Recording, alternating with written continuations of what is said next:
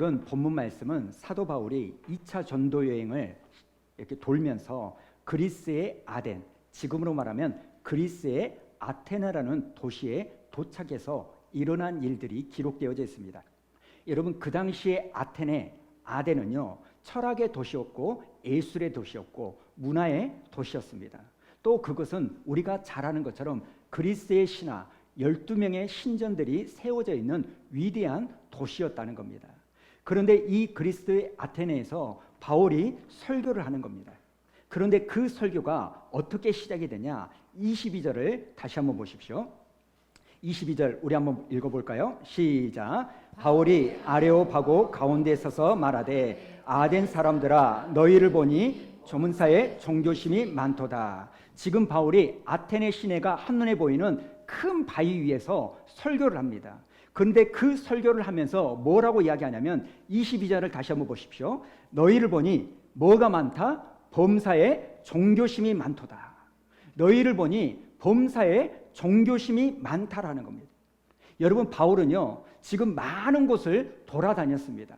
1차 전도 여행을 하면서 여행을 떠나고 지금 2차 전도 여행을 하고 있는데 지금 그 어느 도시에서도 볼 수 없었던 이 모습을 이곳 아덴에서 봤다는 겁니다.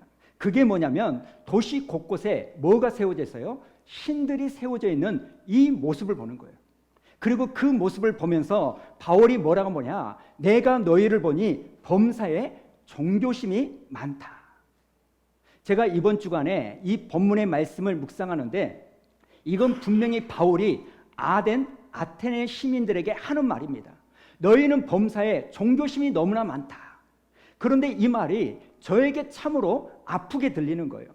너희는 종교심이 많구나. 너희는 종교심이 정말 많구나. 오늘날 바울이 저와 여러분을 보면서 이렇게 내가 너를 보니 너에게는 종교심이 많구나, 이 말을 바울이 나에게 한다면 얼마나 내가 아플까, 이런 생각을 하는 겁니다. 사랑하는 성도 여러분, 우리는 종교심이 아니라 하나님을 믿는 신앙심으로 신앙생활 해야 될 줄로 믿습니다. 지금 하나님이 저와 여러분의 믿음을 보실 때 종교심이냐 아니면 신앙심이냐, 이걸 물어보신다는 겁니다. 그래서 오늘 말씀의 주제는 이미 우리가 기본적으로 깔고 있고 알고 있지만 우리 자신을 기본적으로 돌아보자는 거예요. 내가 지금 하나님을 종교심으로 따라가고 있는가 아니면 신앙심으로 따라가고 있는가, 아주 중요한 질문을 우리가 가져보자는 겁니다. 우리는 지금 추석 연휴임에도 불구하고 주일 예배를 드리기 위하여 이 아침에 다 모였습니다. 오늘 이 자리에 모인 이유는 오직 하나입니다. 유일하신 하나님, 유일하신 구원자 예수 그리스도를 예배하기 위함인 줄 믿으시기 바랍니다. 여러분, 지금 우리가 할 일이 없어서 집에 있어봤자 빈둥빈둥 늘어져 있을 것 같아서 그럴 거면 교회 나가자 이러고 오신 분들은 하나도 없으실 거예요. 오늘 이 예배를 드리기 위하여 여러분들 가운데는 적지 않은 희생과 대가 지불이 있으셨을 겁니다. 그런데 문제가 뭐냐면 내가 이렇게 열심을 내서 교회에 왔는데 그 열심의 출처가 종교심인가 아니면 신앙심인가 하는 겁니다. 내가 진짜 하나님을 믿고 진짜 하나님을 사랑해서 오늘 이 자리에 왔는가, 아니면 불교가 있고 천주교가 있는데 그 여러 종교 중에 하나로 내가 기독교를 선택했기 때문에 그 종교를 선택한 의무감으로 이 자리에 앉아 있는가, 이걸 생각해 봐야 된다는 겁니다. 사랑하는 성도 여러분, 우리는 정말 자신 있게 종교심이 아니라 신앙심으로 이곳에 왔다고 말할 수 있을까요?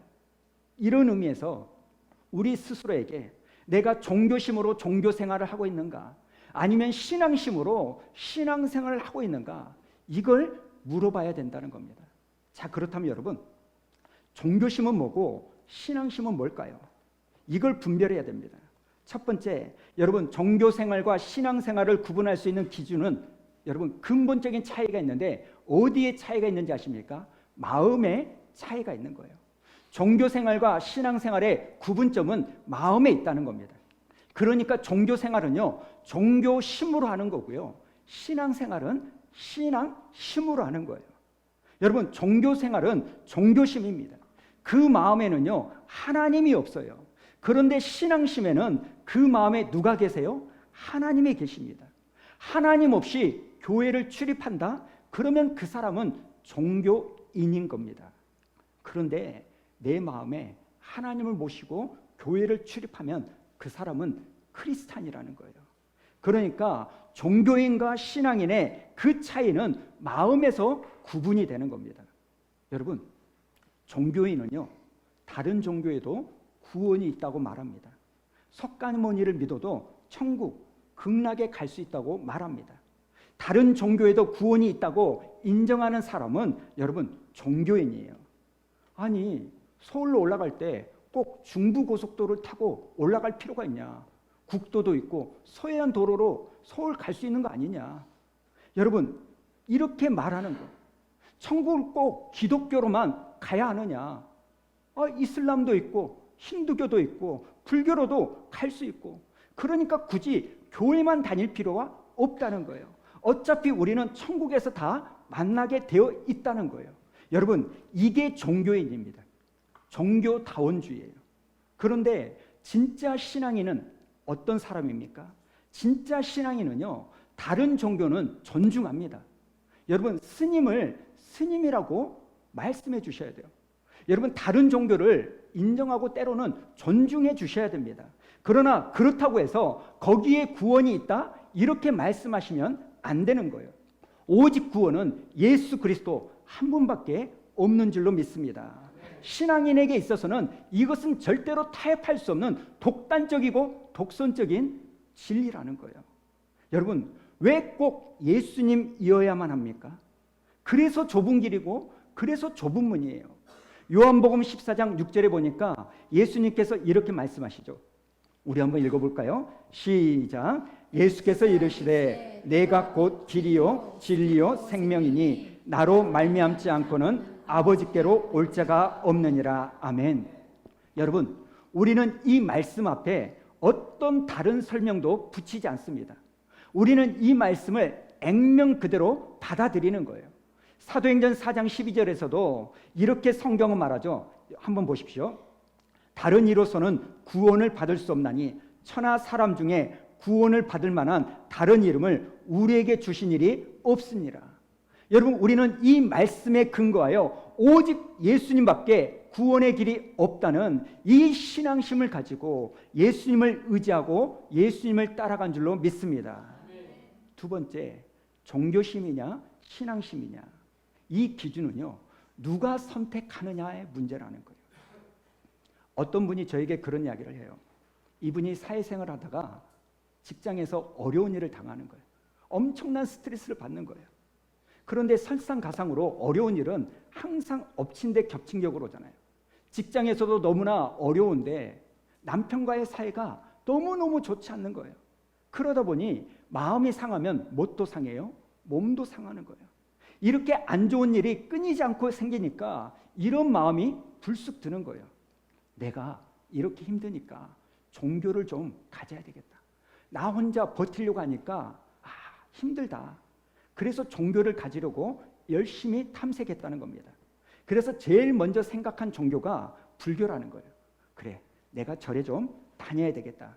그런데 가만히 생각해 보니까 이 절은 너무 멀어. 산에 많이 있어. 그러니까 죄를 한 거예요. 그래서 이제는 어떤 생각을 하면, 그럼 성당에 좀 가야 되겠다. 성당에 가면 술도 할 수 있고 담배도 할 수 있으니까 실제로 성당에 갔다는 겁니다. 그런데 이분이 들어간 기억과 나온 기억밖에 없는 거예요. 왜냐하면 예배 분위기가 너무나 엄숙해가지고 조용해서 졸다가 오신 겁니다. 그래서 자기는 성당하고 맞지 않는갑다. 그래서 다른 종교를 찾다가 주변 사람들이 야, 그러면 교회 한번 가봐, 이렇게 말하더라는 거예요. 그래서 교회를 딱 왔더니 세상에나 드럼도 치지, 기타도 치지, 설교도 짧지, 보니까 딱 자기 취향에 맞는 거예요. 맞아, 기독교가 나하고 맞는 것 같아. 그래서 자기는 교회를 다니고 있다는 거예요. 그러면서 하는 말이 뭐냐면 자기는 그래서 기독교인이라고 말하는 겁니다.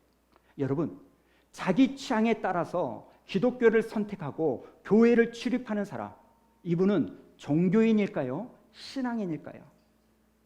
물론 그렇게 해서라도 교회를 다니는 것이 낫습니다. 그게 믿음의 동기가 되어서 나중에 예수님을 만나는 게 너무나 좋은 겁니다. 그런데 계속해서 문제는 뭐냐면 그 수준에서만 교회를 다니고 있는 거예요. 내가 보니까 교회가 내 취향에 맞다. 그래도 종교는 요즘 시대에 하나쯤은 가져야 되는 거 아니야?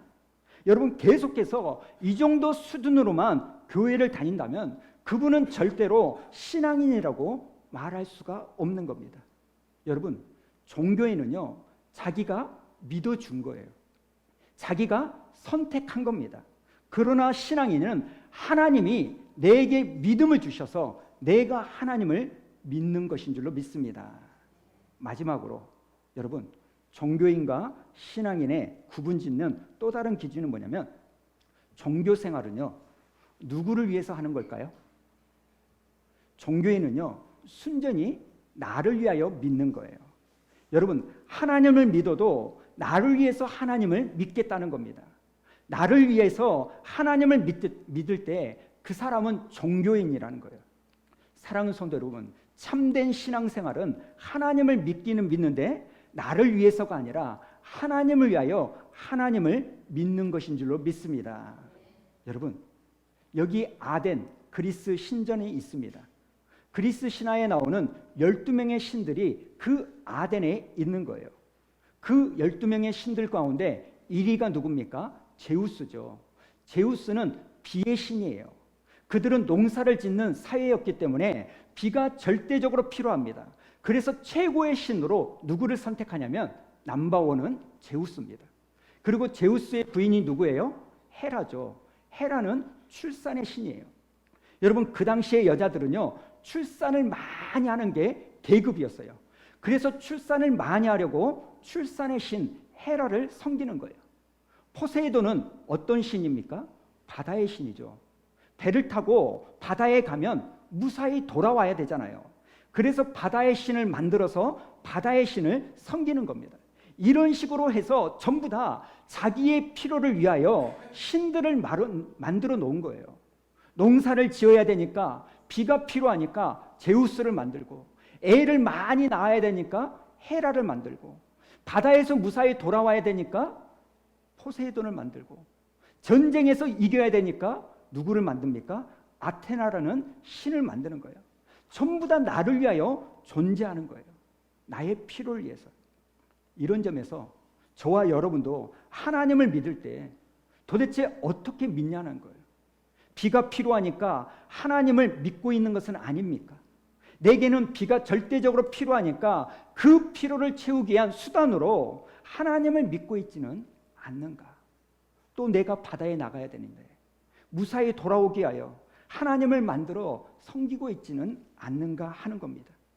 물론 말로는 그게 아니다 이렇게 말은 하지만 내 깊은 속을 들여다보면 내가 이렇게 열심을 내고 추석 연휴에도 교회에 와서 예배를 드리는 이 모든 것의 동기 속에는 혹시 하나님만을 위한 동기로 이 자리에 나왔는가? 이 질문을 우리에게 던져야 된다는 겁니다.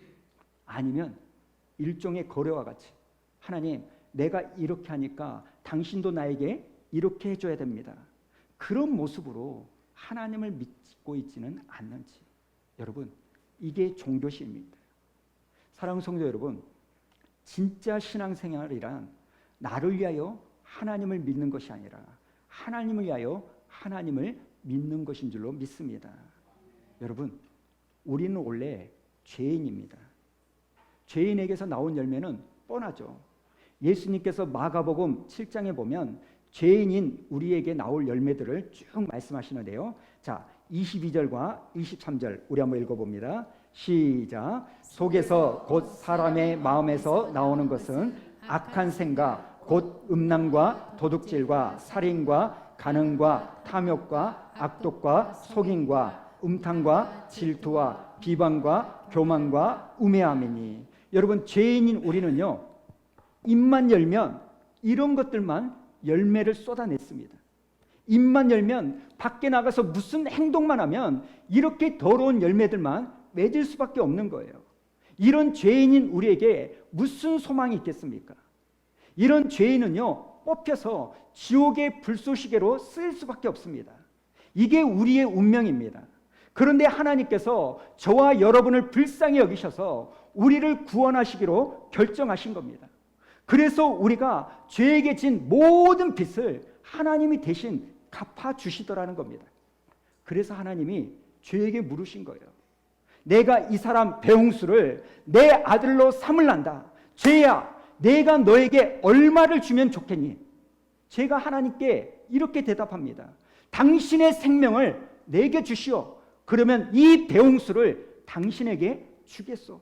그래서 하나님께서는 저와 여러분을 살리게 하여, 저와 여러분을 구원하게 하여 죄가 요구했던 그 생명, 하나밖에 없는 독생자 예수 그리스도를 십자가에 내어주신 것 아닙니까? 그렇게 우리가 산 겁니다. 그렇게 우리가 구원받은 겁니다. 그런데 여러분, 저와 여러분이 사실 그럴 만한 가치가 있나요? 예수님이 나를 위하여 죽으실 만한 그 가치가 저와 여러분에게 있습니까?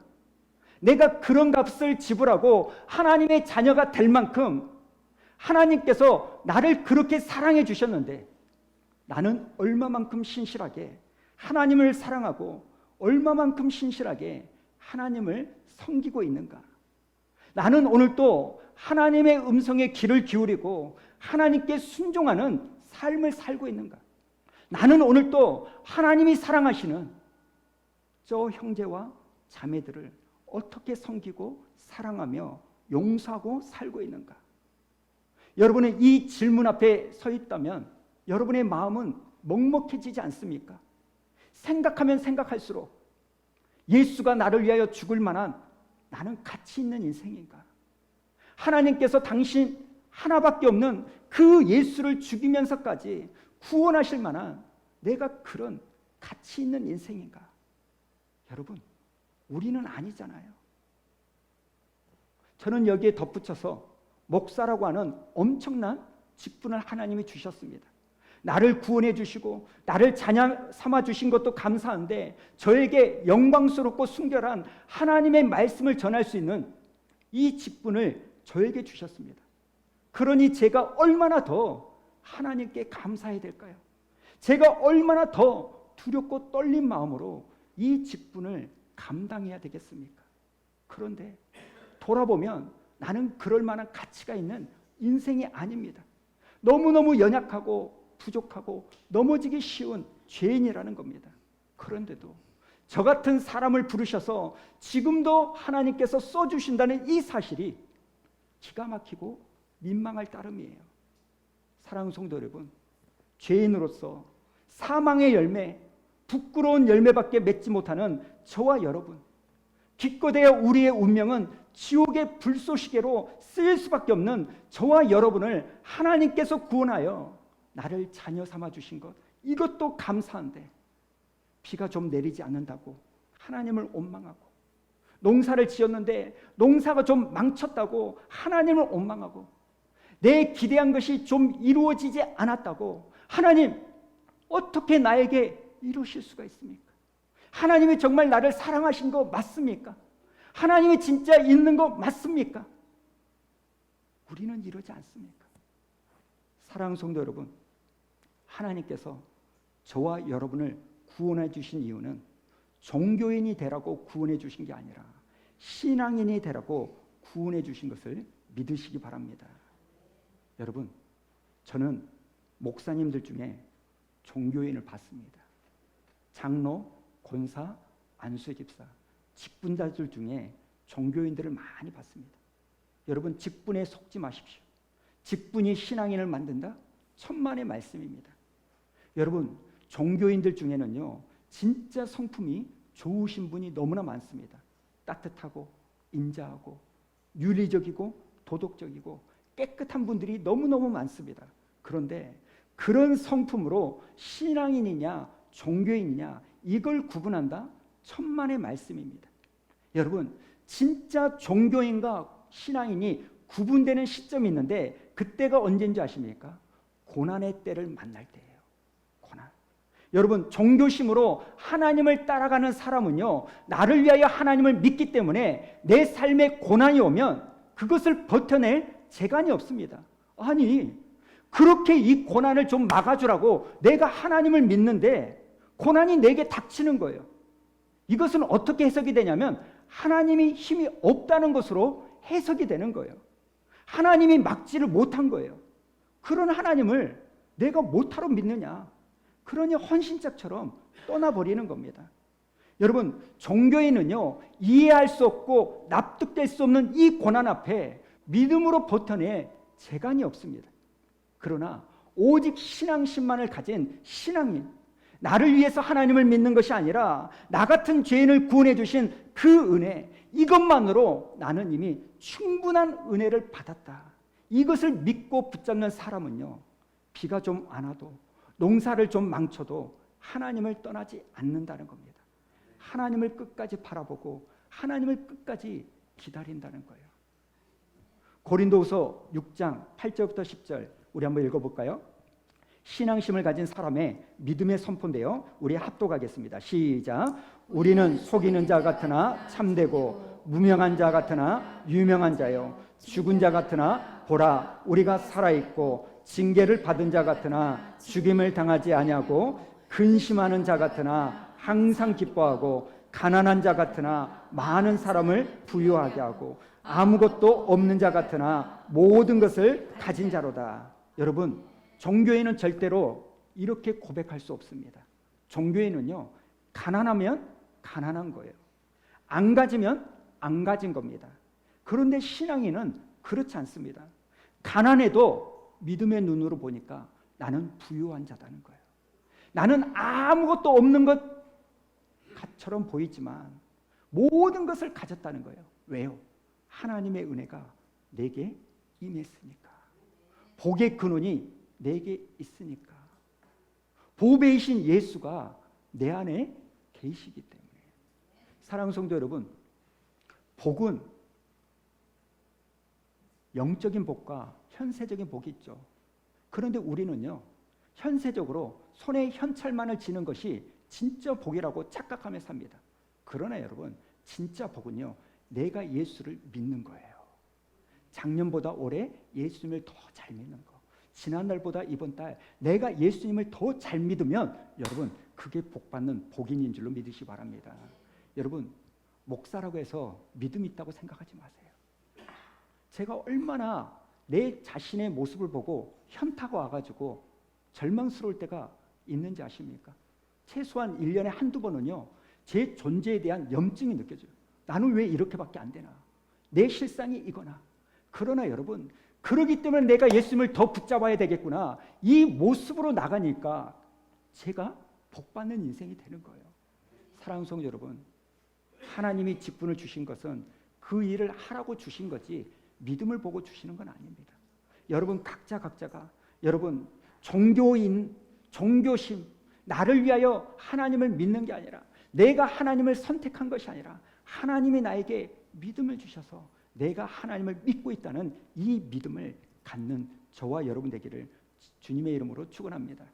이번 한 주 동안 오늘 예배드리는 저와 여러분 모두가 다 종교심이 아니라 나는 진짜 신앙심으로 하나님을 따라가겠다고 다짐하고 결단하고 여러분의 자신을 돌아볼 수 있는 은혜가 있기를 축원합니다.